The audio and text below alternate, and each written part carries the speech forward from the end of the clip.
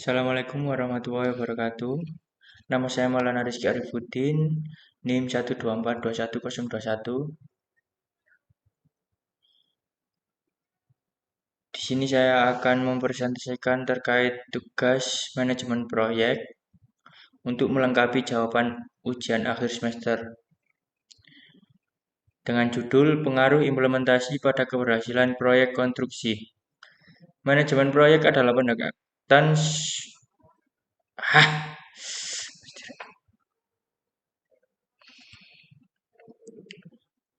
Assalamualaikum warahmatullahi wabarakatuh. Nama saya Maulana Rizky Arifuddin.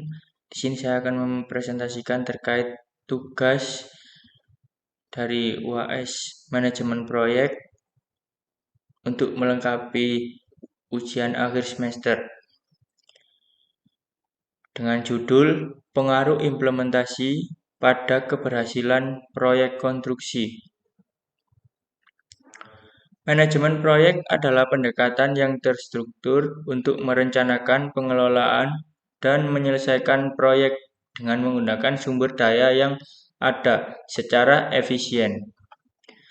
Hal ini melibatkan penjadwalan, anggaran, dan pengelolaan risiko untuk mencapai tujuan proyek yang ditetapkan. Konstruksi adalah usaha untuk mendirikan suatu bangunan dengan waktu tertentu dengan menggunakan sumber daya proyek yang terbatas. Next. Adapun tahapan dalam manajemen proyek. Yang pertama, perencanaan. Perencanaan proyek dimulai dengan tahapan perencanaan yang melibatkan penentuan tujuan, sumber daya, dan jadwal proyek. Yang kedua, pelaksanaan.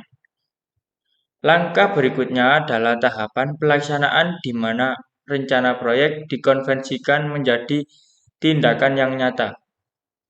Artinya kita melakukan suatu pekerjaan. Yang ketiga, pemantauan dan penyelesaian.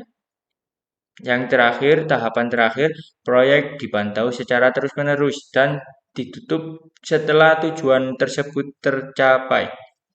Next. Keberhasilan proyek konstruksi. 1. Perencanaan yang matang. Perencanaan yang teliti dan terstruktur merupakan kunci utama dalam mencapai keberhasilan proyek konstruksi. Yang kedua, tim yang kompeten. Adapun kehadiran tim yang kompeten dan tertata dengan baik sangatlah penting dalam memastikan kelancaran proyek tersebut. Dengan adanya proyek, dibutuhkan juga sebuah sumber daya ataupun yang biasa disebut tim dalam proyek. Nomor 3, pengelolaan risiko yang efektif. Pengelolaan risiko yang cermat dapat berpotensi mengurangi ketidakpastian dan menjamin suksesnya proyek konstruksi tersebut. Next. Faktor yang mempengaruhi keberhasilan proyek konstruksi. Yang pertama, faktor internal. Faktor yang terkait langsung dengan tim proyek dan manajemen proyeknya. Yang kedua, faktor eksternal. Faktor yang terkait langsung dengan proyek itu sendiri seperti kondisi pasar dan regulasinya. Untuk faktor internal tersebut, itu faktor yang disebabkan oleh faktor-faktor yang ada di dalam proyek kita sendiri. Seperti adanya tim yang kurang kompak ataupun terkait manajemennya proyek konstruksi tersebut yang kurang tepat. Yang kedua, faktor eksternal. Faktor eksternal itu biasanya disebabkan oleh kurangnya sumber bahan yang kita beli ataupun kita cari di luaran dari proyek kita. Next.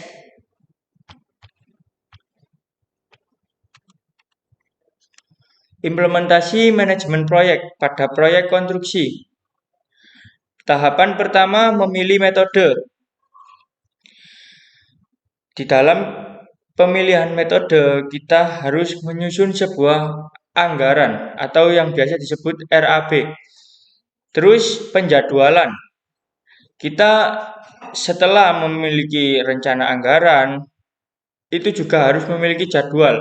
Seperti yang kita kerjakan, jadwal kita Senin melaksanakan pembangunan tembok, semisal.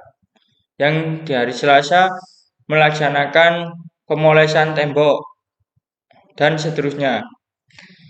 Terus, peta jalan proyek. Peta jalan proyek ini adalah sebuah gambaran ketika kita membuat sebuah proyek ataupun membangun proyek. Rencana manajemen resiko. Yang kedua, analisis resiko dan strategi mitigasi untuk situasi yang mungkin muncul.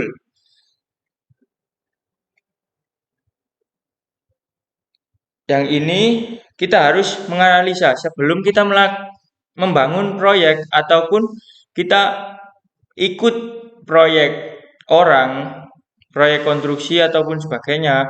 Kita harus merencanakan sebagai tukang ataupun kuli, kita harus tahu resiko-resiko yang kita laksanakan ketika kita membangun sebuah proyek agar kita tidak terjadi resiko yang tidak diinginkan. Semisal satu tim kita mendapatkan sebuah kecelakaan. Itu kita bisa menganalisa sebelum kita melakukan pembangunan. Yang ketiga, komunikasi efektif. Pengelolaan hubungan antara stakeholder dan tim proyek lainnya. Ini sangat penting. Dalam sebuah proyek tidak mungkin kita tidak berkomunikasi. Oleh karena itu, jika kita membangun sebuah proyek ataupun memanajemen sebuah proyek, komunikasi kita harus dijaga dengan baik supaya tidak menghambat pembangunan dalam proyek kita. Next, manfaat implementasi manajemen proyek pada proyek konstruksi. Efisiensi. Implementasi manajemen proyek memastikan penggunaan sumber daya yang efisien dan tepat waktu. Kualitas. Menghasilkan hasil akhir yang lebih berkualitas dan sesuai standar yang ditetapkan. Keamanan. Menjamin keamanan baik untuk para pekerja maupun pihak terkait dalam proyek konstruksi tersebut. Next, tantangan dalam implementasi manajemen proyek pada proyek konstruksi. Yang pertama adalah ketidakpastian. Faktor eksternal seperti perubahan regulasi, cuaca menciptakan ketidakpastian sehingga kita jika ingin membangun sebuah proyek maka akan menghambat suatu pekerjaan kita. Yang kedua, konflik kepentingan. Perbedaan tujuan dan kepentingan antara stakeholder dapat menimbulkan konflik yang menghambat proyek. Yang seperti saya sebutkan tadi, komunikasi terkait antara stakeholder itu harus tetap terjaga. Yang ketiga, keterbatasan sumber daya. Terkadang dapat keterbatasan sumber daya yang mempengaruhi kelancaran proyek konstruksi. Kurangnya alat dan bahan, kurangnya sebuah personal, itu pun bisa menghambat dalam proyek konstruksi kita. Secara nggak langsung, jika kita kekurangan bahan ataupun alat perlengkapan, itu kita tidak bisa melaksanakan pekerjaan yang mungkin itu harus membutuhkan alat tersebut. Dan ketika kita kekurangan sumber daya personal ataupun tim itu juga sangat menghambat untuk sebuah proyek. Oleh karena itu, keterbatasan sumber daya harus ditangani dengan baik untuk memperlancar proyek konstruksi kita. Next, berikut adalah suatu gambaran sebuah proyek pembangunan hotel itu dan alat-alatnya, timnya juga ada. Itu suatu proyek setelah ada perencanaan, lalu kita kerjakan, kita teliti dengan baik. Next, itu gambaran suatu tim kita yang sedang merencanakan suatu peta proyek. Tadi sudah dijelaskan terkait peta proyek. Nah, ini yang paling penting, anggaran dasar sebuah proyek atau anggaran proyek kita.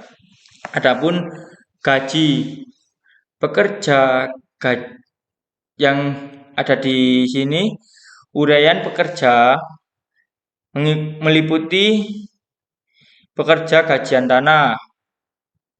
Nih, sudah ada volumenya berapa. Nih, harga satuan, total harga, bobot. Ini sudah dijelaskan di sini. Next. Sekian, terima kasih. Wallahul muwaffiq ila aqwamit thoriq. Wassalamualaikum warahmatullahi wabarakatuh.